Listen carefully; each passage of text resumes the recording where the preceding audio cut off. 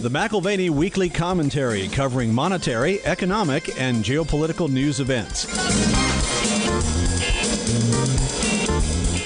You've got major central banks attempting to control prices in the bond market. They've spent billions and billions monthly to do this, and yet prices reversed lower, yields higher, gradually slipping from the grasp of central banks and their best efforts to accomplish the opposite. Something is shifting, even though it's subtle, even though it's quiet, even though there's no drama. We've already put in the lows in terms of yields. We've already put in the all-time highs in government debt. Where we go next is going to be a grand adventure. Now here are Kevin Orrick and David McAlvany.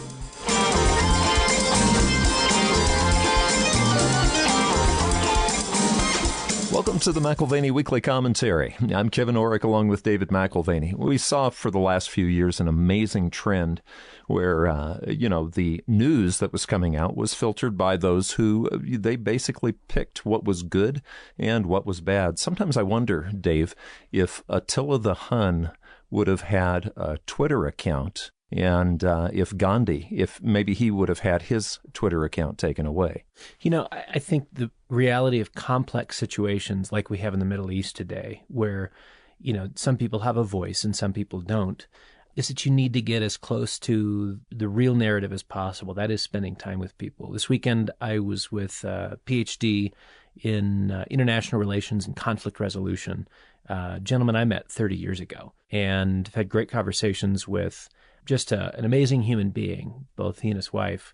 And, what's happening in the Middle East is very troubling. For someone who's interested in conflict resolution, this is escalation, not resolution. Well, and here again, Twitter. And of course, so who has a voice and who doesn't? This is somewhat ironic. I mean, a lot happening in the Middle East. The leader of Hamas, while politically there's less voice in Israel for Hamas, the leader of Hamas has an active Twitter account, which I think is interesting. Because Donald Trump doesn't. He's too dangerous. Thing, huh? Yeah. He's too dangerous to have one. The leader of Hamas's most recent post was for jihadis to take up arms against Israel in the streets with an explicit call for violence. But that's okay because it falls on the correct side of the social justice debate. We're going to judge that good, I guess, today, right? And at least Trump is offline and the world is a safer place for it. So judged bad, of course. That's right. So this week's Twitter irony is that they've set up a cultural iron dome, Twitter has, to prevent the inbounds from Trump destroying domestic tranquility, right? Yet Hamas can Twitter violence. Right. And they can also send more than missiles in the direction of Jerusalem. How about some money? How about sending them some money as well? They can send a thank you note to Biden, who authorized funding for $235 million about 30 days before the Hamas rockets started flying. So, are they going to tear the wall down? Yeah, speaking of the Trump policies, you remember, tear this wall down was what Reagan said to Gorbachev. Well, and tear this wall down is what Biden said he would do. If not, I will never add another foot to this wall. And yet it's beginning again. The Rio Grande Valley, they're resuming wall construction at the border. So that's maybe the second Biden irony of the week, because this time, this particular segment of the wall is not structurally racist. This particular segment of the wall is not xenophobic. And maybe it's just down to intent. I don't think it's a difference in construction materials. I'm actually a little confused as to what makes a wall xenophobic or not, structurally racist or not. But I will tell you that the one that Kamala Harris and Joe Biden are putting together now as a part of the solution for our border crisis, this one's not. This one's not xenophobic. So I guess that's been judged good. Now, it's interesting, too. Vaccines have been judged good by Big Pharma. At this point, they're going to be recommending not just for teens, but we're talking down to tiny little 2-year-olds. Kevin, I think this should make us all feel very comfortable. I have to say, one of the things that makes me feel really safe in this world is the pharmaceutical giants. And I really like it when they have legal immunity. And I love it when they provide non-FDA approved mRNA shots and make the scientific case that not only are teens to take the jab, but as the executives at Pfizer said, they'll be recommending down to 2 years old should receive them as well. And that just makes me feel so much better about the world we live in. The evidence is in, and there's a lot of science behind just how these pharmaceutical giants have operated, continue to operate. And all the good that they do in the world. It is curious how a wall can have two different meanings, and a tweet that would imply explicit calls to violence can have two different meanings. It's either acceptable or not acceptable. And it's like math can have two different meanings too, because the math wouldn't seem to justify the move of giving shots to 2-year-olds. But then again, maybe that's the only thing that justifies it. From the big pharma perspective, it is the math. It's billions in quarterly profits added to an already healthy bottom line. And like I was saying, tongue in cheek, no legal risk, limited R&D costs going forward, the potential for a timeless franchise in the form of boosters. Yeah, so what I meant was the mortality math. The mortality math doesn't justify children and infants getting the jab. Whatever the science may say, the scientists doing the science have a money motive that I think needs to be properly addressed. And one of the things that would be fascinating, this is the way a market would approach it. Do your best work. Do your very best work.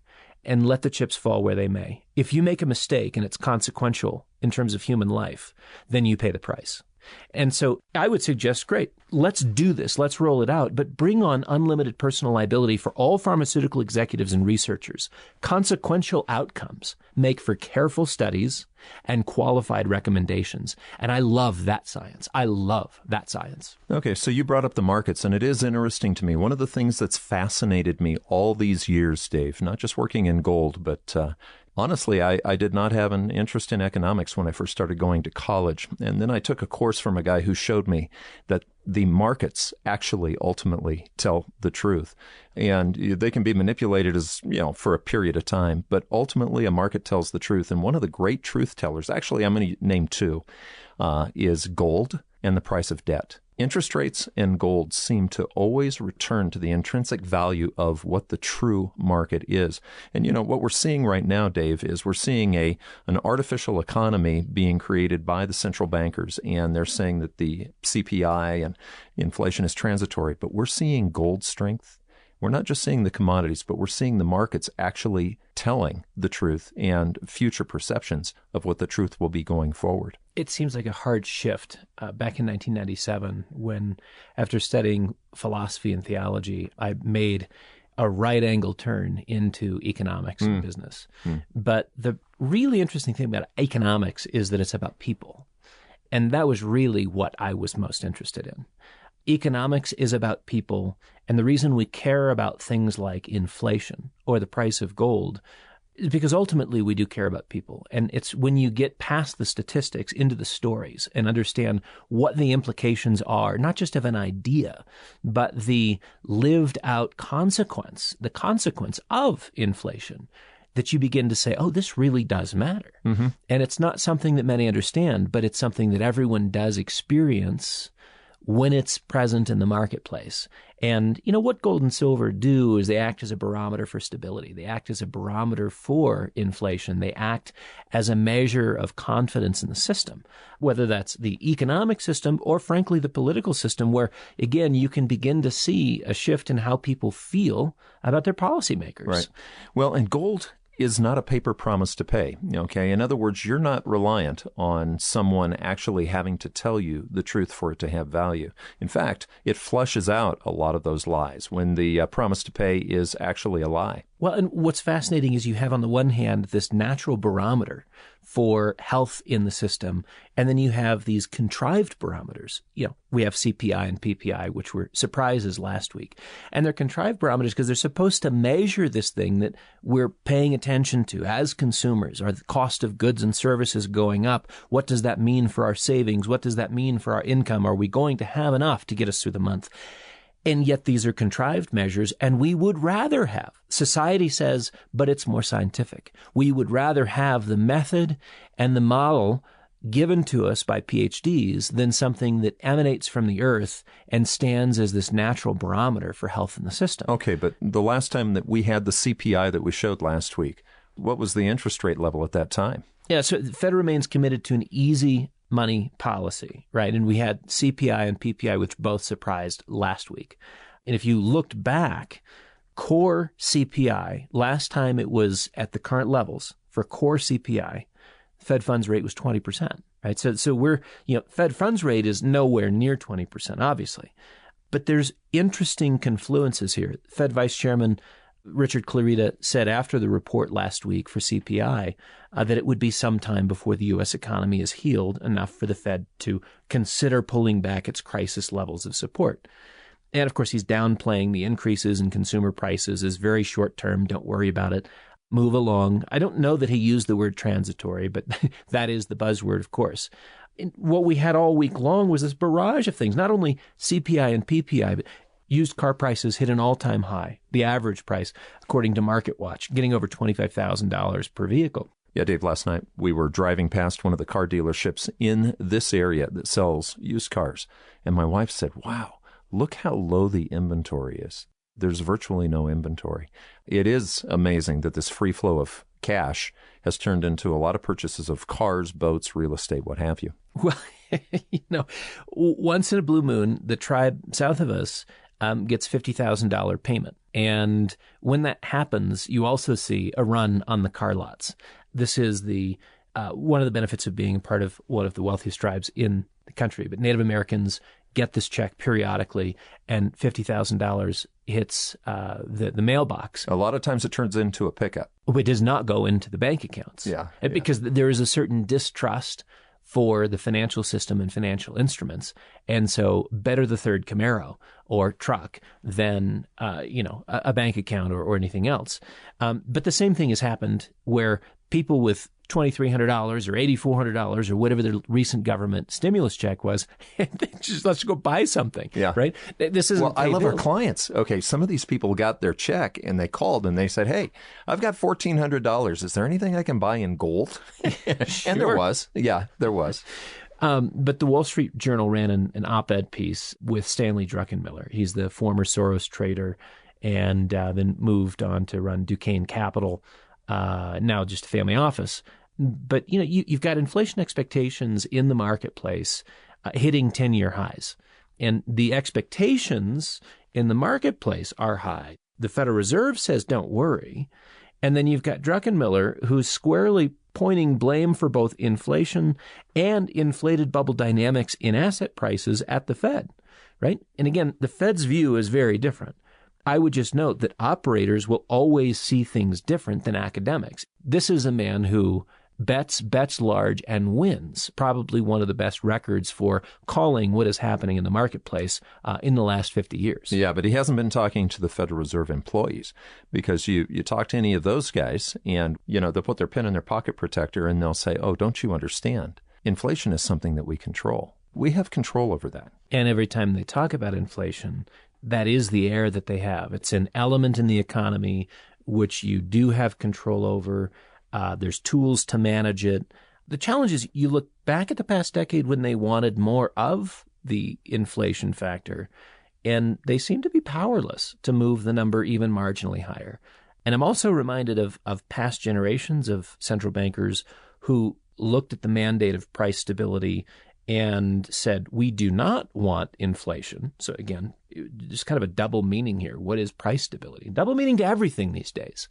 Price stability means to William McChesney Martin and an earlier generation of central bankers, no inflation. Today, price stability means bring it on, baby, bring it on. We don't have enough of it. So we're stuck between meanings. And the past generations wanted less, and they were not powerful enough to halt it. They were powerless to limit the increase of inflation until you had the economic altar move by Volcker, right? Which quite literally the economy had to be sacrificed to the gods of the marketplace in order to tame the inflation of the 1970s. Central banks don't control inflation. Inflation controls the actions of central banks. I mean, it's almost on par with assuming that the weatherman controls the weather front moving in. It's just funny. But we have talked about this. This is a confidence game. And what are the things that would wake people up, Dave, that the Fed is controlled by inflation, that they don't control inflation? And what would cause a loss of confidence? Because right now the market acts as if the Fed is in control. Yeah, the credibility of the Fed is at risk, and it's at risk at least in three different ways. They've projected an image which overstates their actual capabilities, and that's a big deal in terms of their credibility risk. The second is that they've taken emergency tools for emergency situations and adopted them as longer-term crutches. That, in the end, dissipates the efficacy of those tools for any future application. And the third thing is they're in the process of extending their mandates into areas they don't have the capability, capacity, professional wherewithal. I mean, they're going into areas that Paul Tucker specifically warned against. Right. Paul Tucker joined us. He was a central banker from the Bank of England, wrote a big book called Unelected Power. It's a must-read if you're kind of dorky and you want 500 pages of why central banks should stay in their own lane. But if a person just wants to go back and listen to the show, he was a great guest. And stay in your lane was the gist of his advice. And they're now strategizing to control outcomes in climate change, to control outcomes with social justice, to basically rebalance the scale of equity in the world, well beyond the mandates of price stability and full employment. Mm-hmm. You know, the heart surgeon leaves the brain alone. The nephrologist would never consider replacing a patient's knee. You work on the kidneys. You have your specialty, you stay in your lane. And it's amazing how expansive central banks are today in their scope of operations. Okay, but they're being asked, okay, let's go ahead and combat racism. Let's fill the social justice gap. Maybe NASA, a few years ago, remember NASA was asked to improve relations with the Islamic world.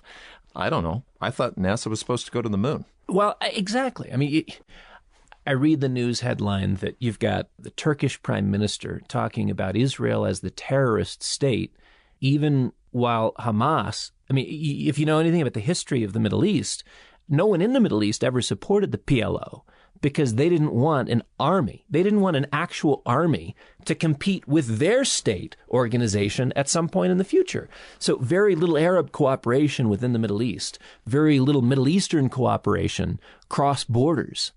And yet somehow Hamas gets a free pass. They're no longer a terrorist organization. And the terrorist state of Israel is creating pain on it's, again, we're back to double meanings. Like, what are we even talking about? Do we know what terrorist means anymore? Okay. Do we know what money means? Do we know what anything means anymore? Because you can use it and abuse it linguistically. And as long as you say it with power and control the narrative, it's done. It's a new establishment of a new set of facts. You're talking about double meanings, and I had mentioned gold being a truth teller in the markets. Another truth teller is interest rates. You know, as interest rates rise, what you're seeing is the risk of repayment is going up, or inflation.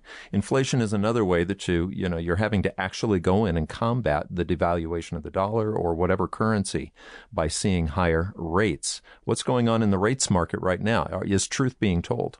Yeah, I think truth is being told. There's a subtle move, which, again, for those who enjoy the boring, the mundane, we do this twice weekly through our asset management team, looking at a number of indicators. And if they move a few basis points here and a few basis points there, it really is a little bit like watching paint dry. Mm-hmm. The last 3-4 weeks have been rather boring in terms of the indicators. But the market's already moved U.S. rates from absurdly low and deeply negative in real terms to higher, but still negative yields in real terms. Mm-hmm. You know, and in the same time frame, if you look at the global bond market, particularly Europe, European rates have moved here in the last week to 2-year highs. And it almost sounds like an oxymoron to say that European rates are at a 2-year high. Yeah, but there was a point when those high levels, they're still, I mean, some of them are still under nominal, the zero line. I mean, but a bond was a guaranteed gainer. If you were buying European bonds, you had a guaranteed gain because even though the rates went negative, it didn't matter. You knew they were going to go more negative. Now that's reversing. It's right. It was like the 2018 to 2020 layup play was, the easiest trade in the world. Front run the central bank purchase of assets. If you front run the central bank purchase of government bonds, you're going to make money. They're bringing in more money. It's just endless balance sheet expansion, round after round of QE. And that meant that government debt only appreciated, bond yields only dropped. But that has not been the case over the last 6 to 12 months. Well, and I think it's important to give the example because, we operate in the markets all the time. But for the person who doesn't really focus on that, just think of the interest rates and the bond value as two ends of a seesaw or a teeter-totter. And when those interest rates rise, the bond value drops and vice versa. And that was a guaranteed trade, like you said, for the last couple of years because the European Central Bank would come in and buy everything and push those rates down. Now with that reversing, even in Germany, Dave, even in Germany. Yeah, nobody's paying attention. I mean, I think the average investor, I think your professional investor does, but for the average investor, not a lot of thought's given to German bonds moving from negative 65 basis points to negative 12 basis points. Yeah, but that's the teeter-totter. That's the teeter-totter. The bond value is going down. That's right. So rates have come up off of those low levels, and all the new issued debt now trades at a different value. And, we're now back at levels that we saw May of 2019. Look at U.S. Treasuries. They've moved up 100 basis points plus in a half year, even as the G5 central banks have attempted to control prices in the bond market. I think this is really one of the key takeaways.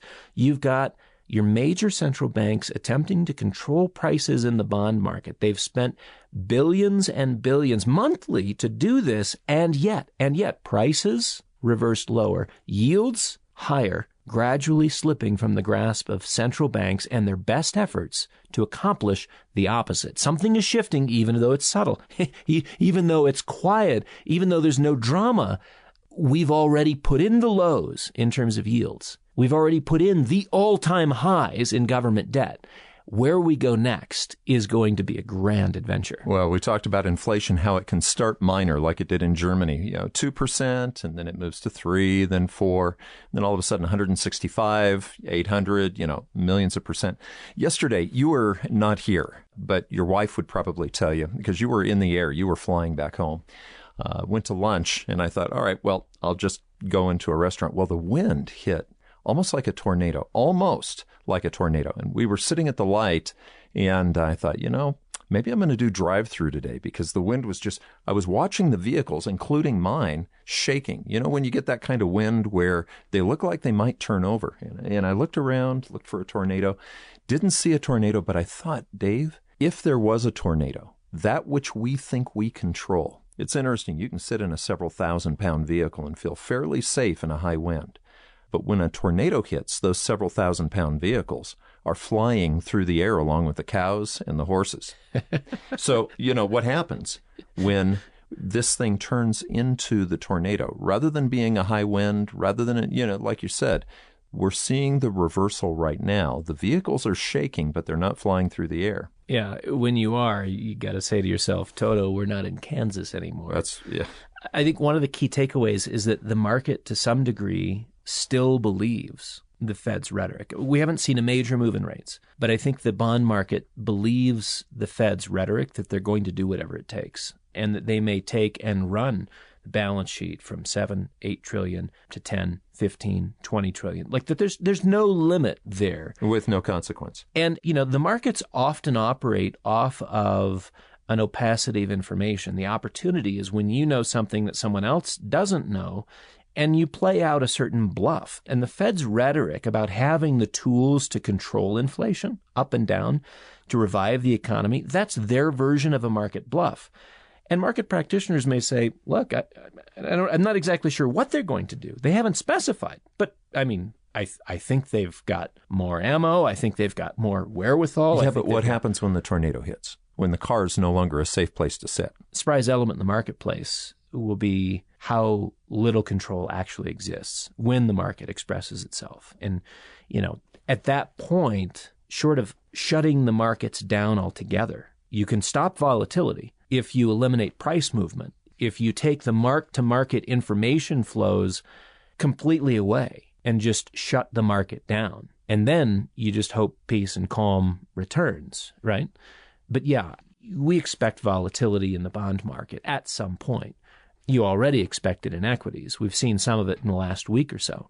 You see it daily in the cryptocurrencies.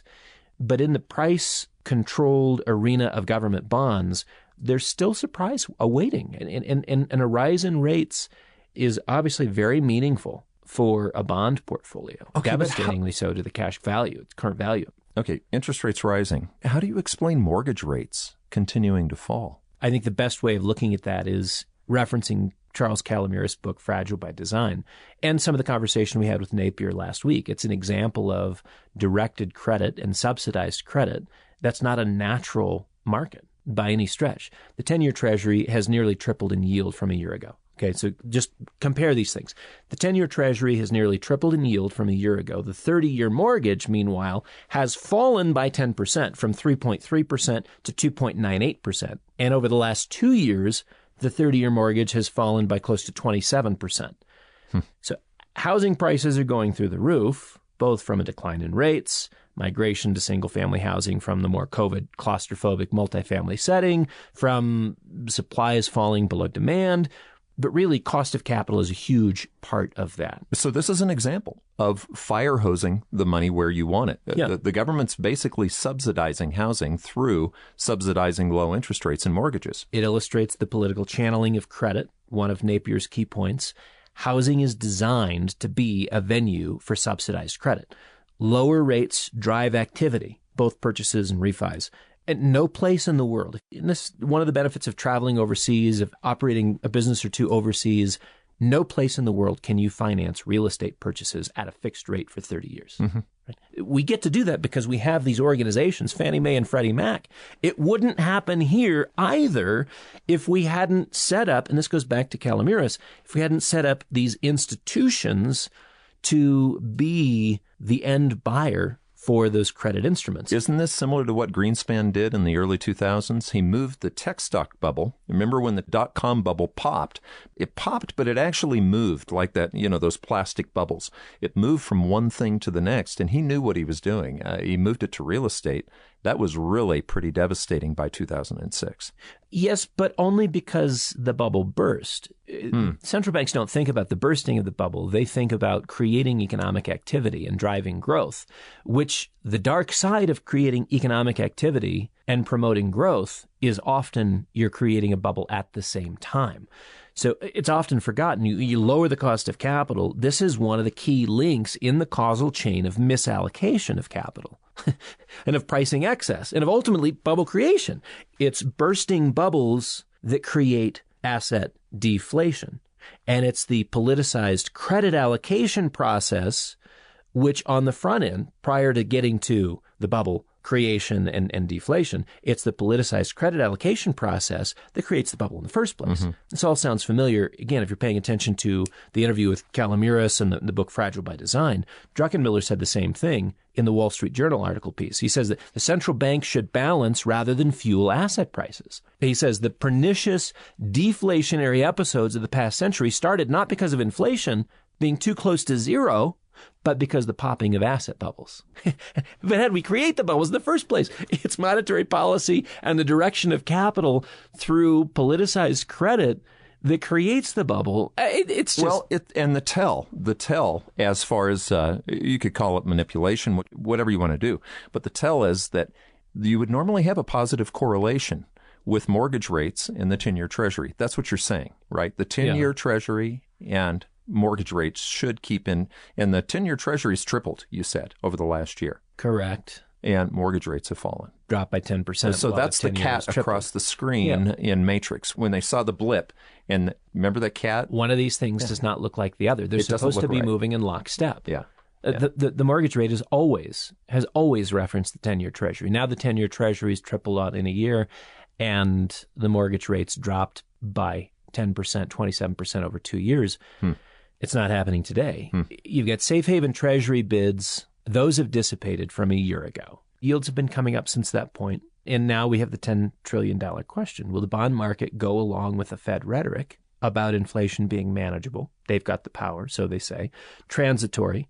So it seems to them, at least on their definition of transitory, whatever that definition may be. Or will we see the bond market join the revolution? Well, speaking of revolution, one of the things that economic history teaches us is there's no quicker way to create inequality between the rich and the poor and the creation of inflation. And this was a comment Jeffrey Gundlach made just a week or so ago, that we're moving towards civil war. You look at the divide between rich and poor, and now inflation coming in to even exaggerate that more, where maybe the rich are able to maintain their wealth to some degree, but the poor suffer greatly. And now all of a sudden you're talking about the kind of social agitation that brings about I don't know, 1793 to 98. Does that ring a bell if you're in Paris? Yeah, so people, Madame during Guillotine. that period of time, the poor got very, very poor. I'm going to say during this period of time of COVID, the billionaires didn't. No. Over the last 12 months, billionaire wealth has gone globally from $5 trillion to $13 trillion. Wow. Repeat that.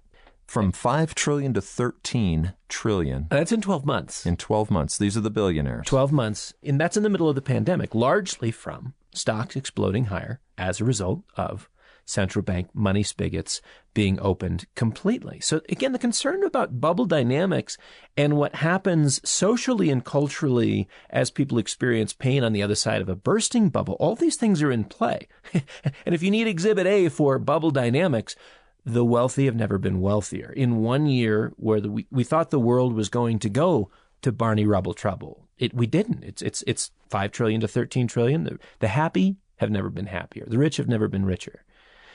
The influx into global equities. This is another one of those telltales. The influx of money into global equities in the last 5 months has exceeded the combined inflows into equities from the previous 12 years, according to Bank of America. Okay, then year to date, just January to present, add the $300 billion in stock buybacks. You've got tailwinds. You remember last week we talked about tailwinds in the marketplace? Right, right. The market doesn't really know how to deal with headwinds. It's a different headspace. There's a different psychology. You might have to think about resilience and mental toughness a little bit more. Well, look, $300 billion in tailwinds from stock buybacks, 5 months of inflows into equities that exceed the combined 12-year total. I mean, it's never been this good. Okay, but this is in equities. And you like to point out irony, Dave. Isn't it interesting that equity, the equity of the distribution of money worldwide, has been probably never more disparaged than it is right now.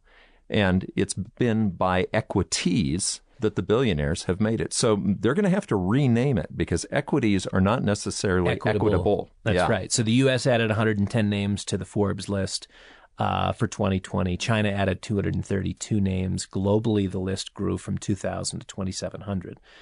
That's a pretty small number. I mean, if you're thinking about the total global population, 2,700 people is not that many people. In 2010, the accumulated wealth of American billionaires was equal to 10% of GDP. By the end of last year, it reached a high of 20%. Now, we're still That's just behind. Americans. That's just Americans. American billionaires. 20%. Their wealth represents 20% of GDP, the highest it's ever been. Okay. Still behind Sweden and Russia, who are between 35%. So huge concentrations of wealth. We're now sort of neck and neck with India as a percentage of GDP, neck and neck with India. And I think politicians see this as a minority issue. Again, we come back to double meaning and double definition. This is the actual number, 27, not a racial reference in terms of minority.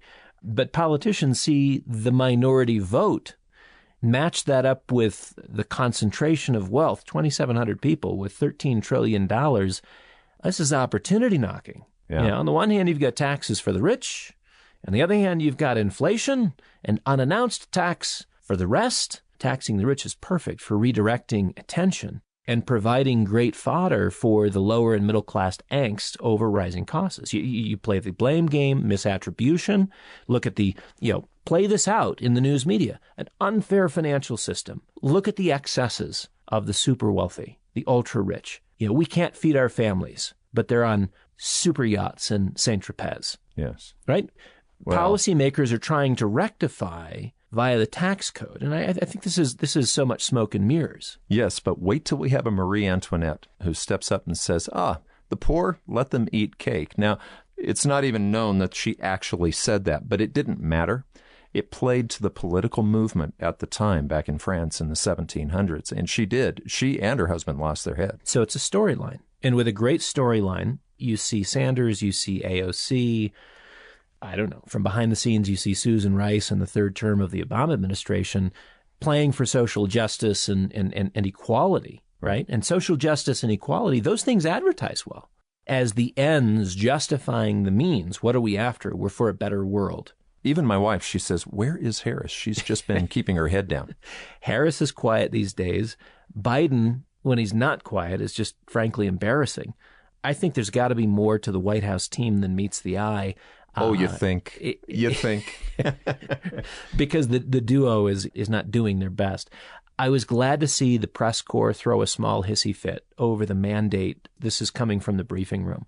There's a briefing room mandate that all questions needed to be pre-screened and quotes needed to be viewed for editing and approval before they went to print. Oh, so they can do that now. Trump, if he would have done that, what would that have looked like? Imagine the outrage if Trump had suggested that. So, but one of the things we do get, I mean, again, I like the fact that the press corps threw a little hissy fit, like, wait a minute, we can't say what we want to say?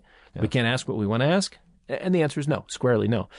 It does clarify what the press secretary said January 20th, speaking of bringing truth, her words, and transparency, her words, back to the briefing room. Okay, because I think we know exactly what that means now. And if we're seeing this revolution come in where tax the rich, that's the idea behind it. Obviously, there's always people who are well-connected who stay rich during the period of time where they're criticizing the rich. And I just wonder at this point if they're going to start labeling how you earned your wealth, if that's going to actually show up as to whether you get to keep it. 13 pages. If you want to read about it, 13 pages in the Financial Times this week. Particularly important, it illustrates the sociocultural critique of wealth, going back to the Forbes list of billionaires. This was the Financial Times article. Billionaires in this article were divided into two categories of good billionaires and bad billionaires. Oh, that's pretty sophisticated, isn't it? Yep. There's good billionaires and there's bad billionaires. That in itself was a fascinating distinction. And while it's not surprising, it tells you where the battle lines are drawn. You're good if you are self-made and in technology, or perhaps some clean manufacturing application. You're bad if your wealth was inherited or your wealth comes from dirtier sources. Real estate, don't know how real estate caught the broad category of bad, but obviously resources, oil, these are considered bad. If you're a billionaire and you've made, again, Jack Ma, Elon Musk, Jeff Bezos, all good. You'll find the bad stretches, across the map. You can go from Moscow to Mexico City, and you can find the bad billionaires all over the place. So that's how the article wrote about it. And of course, Germany, France, Italy, Sweden, they are frowned upon because so much of their wealth is inherited. And it's bad, but it's less dirty. It's less dirty. So totally fascinating article for its tone, for its framing, for its bias, for everything. Well, what makes it neutral for most people, Dave, is we're not billionaires. And so it's easy for us to go, oh, well, he's a bad billionaire, he's a good billionaire. But isn't it interesting how once you start making those distinctions, it probably will move right down from the top down into the middle class? Well, but see, again, tone and framing is everything because it affects the way you view things going forward and what is considered an appropriate action, what is a reprehensible action. I mean, you understand, this is the way propaganda works. Propaganda redefines terms and then redefines the appropriateness of action. And had you not first redefined terms, you would never have seen the subsequent actions as appropriate. You might have seen them as reprehensible. Now, with redefined terms, we have appropriate actions, right? In light of the world as we know it. And so the whole conversation and framework, it suggests this social shift towards targeting high net worth, targeting ultra high net worth individuals. I mean, for criticism, but ultimately for resource redistribution. Sure. And so the first thing you have go is the feelings of esteem, the admiration, that fades. And in that place, you've got the us versus them, the haves and have-nots. It's the old sort of Marxist distinction. Then you've got, for whatever reason, vilification. That enters the frame, right? What have they done that was bad? Can I demonstrate the dirtiness of their business? Can I demonstrate how bad it is to inherit this amount of money? I mean, a little bit of money, no big deal. A lot of money? Oh my gosh. So define them as bad according to some metric. Perhaps it's even a legitimate metric. But this is where we're going. Dave, you and I have both visited Israel. You spent quite a bit of time there, actually, years ago.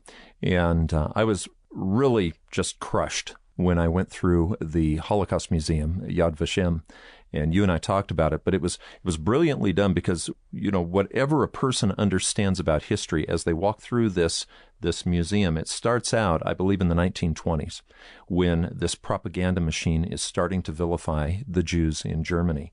but everyone was still living a happy life. It was, that big room in the 1920s, if you recall, everything was fine. You started to realize there might be something wrong, but you didn't understand what was coming in the future. Then you walked into the 1930s room, and you started seeing how things were changing, news events, things on the wall, but no one had really been killed in the early 1930s, or very few. And then you move into the 1940s, and at that point, you realize that this propaganda machine that had vilified the Jews in the 1920s, it had an outcome, the trajectory of which led to the death of at least 6 million Jews. Again, it's a fascinating thing to see what changes through time. Definitions, meanings, feelings, cultural shifts first, and then ultimately actions follow. And as we said earlier, it's so important to know narrative firsthand and not get sucked into simple Twitter tweets and, one-dimensional appraisals from the news media. This weekend, I was in Georgia, and a friend of mine was getting married, and he asked me to do the service for him. And that's something that I typically do. But I spent 6 weeks with this guy. What an honor, though. What an honor to be asked to do that. We studied at Oxford together for a year. In between terms, we spent, I think, close to 6 weeks in Israel, and we were in Jerusalem. We were in Ramallah, we were in Tel Aviv, we were in Eilat, we were in Egypt along the Red Sea. We spent some time in Bethlehem and Hebron, so in the West Bank. And it's just, you have to spend time in a place. You have to spend time in a place to understand it and to understand stories, both sides. Right. Both sides, because everyone has very clear memory of what has happened to them. And I said at the time, we did a commentary. This goes back to 2009. We did a commentary from Jerusalem that there was the equivalent of onion layers of complexity as you go into even the soil itself. We took a tour of the Western Wall, and underneath the Western Wall, you can see the old remains of Roman ruins, Roman aqueducts. And a lot of people have been here. A lot of people have claimed the land. And a lot of sensitivities exist. And it's really important to appreciate people in the midst of conflict because their stories are important. And the only way to resolve conflict is to get closer to the narrative, move away from politics, and get closer to the people. Yeah, and so we're not really talking about race. We're not talking about division of money. We're actually talking about blood. When you look at any of these things that we talk about, Dave, when we talk about inflation, when we talk about inequality, when we talk about propaganda, the trajectory has to be righted to a correct trajectory, or it leads to bloodshed. And that's the importance of this. This isn't just talking about billionaires being good or bad. No, but I mean, back to that topic. Yeah, and this is somewhat conjecture, as we define the good billionaire and the bad billionaire, conjecture on my part. But I think there is a version of that reappraisal which is happening now. Think about this. Leon Black leaves Apollo Global after the board struggles through a review of $158 million in estate planning fees. $158 million to plan the estate? Right. I mean, these are fees that are larger than most estates, right?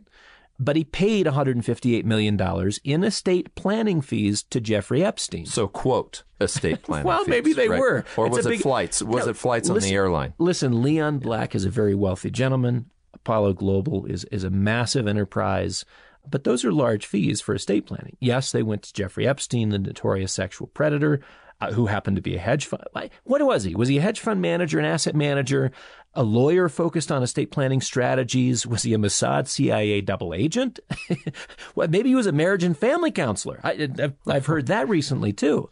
But I understand that a lot of world leaders joined Epstein on his customized 727, the Lolita Express, considered first in class for in-flight entertainment.